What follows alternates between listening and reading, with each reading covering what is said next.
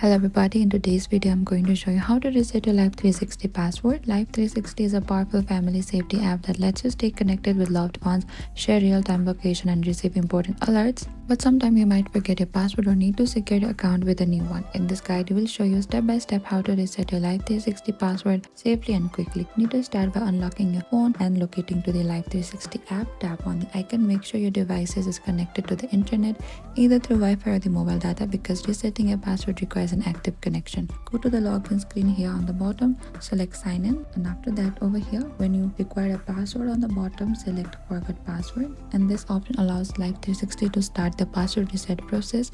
And over here type down your email, or you can also use your phone number instead and type in your email link to your Life360 account. Double check for any spelling mistake and 360 will send you password reset instruction to the email.